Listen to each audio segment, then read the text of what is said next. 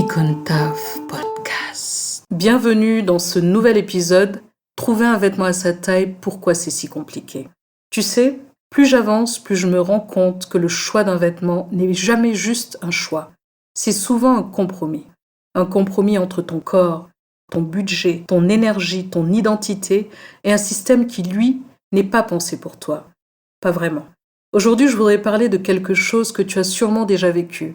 Entrer dans une cabine et ne pas comprendre pourquoi rien ne tombe comme il faut. Pourquoi un 40 ici ressemble à un 42 là-bas. Pourquoi tu changes de taille selon la marque alors que ton corps, lui, n'a pas changé dans la journée. La vérité, c'est que ce n'est pas toi le problème, c'est le système des tailles. Derrière un vêtement, il y a toujours un patronage. Et derrière ce patronage, une décision. Quelle est la morphologie référence? Quelle carrure? Quel bassin? Quel buste? Quel niveau d'aisance? Ces décisions sont prises très tôt dans le processus de production, parfois par des équipes qui ne verront jamais les clientes finales. On construit un corps standard qui n'existe pas.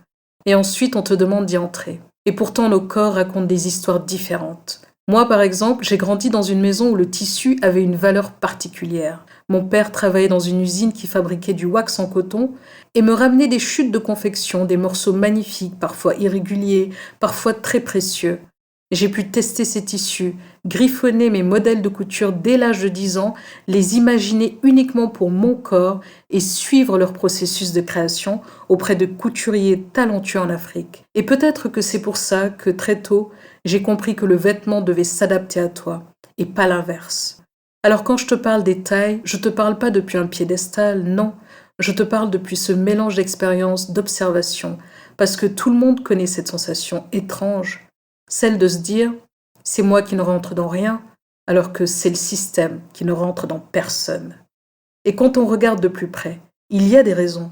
La standardisation des morphologies, l'absence de prise en compte de la diversité corporelle, les contraintes économiques qui poussent certaines marques à limiter leurs ajustements, et aussi une forme d'héritage industriel qui n'a pas évolué aussi vite que nos corps. Alors peut-être que la vraie question, ce n'est pas pourquoi je ne trouve pas ma taille, mais plutôt pourquoi le système n'a-t-il jamais vraiment essayé de me comprendre? Et toi, quand est-ce que tu t'es senti vraiment à ta taille dans un vêtement? Dis-le moi dans les commentaires.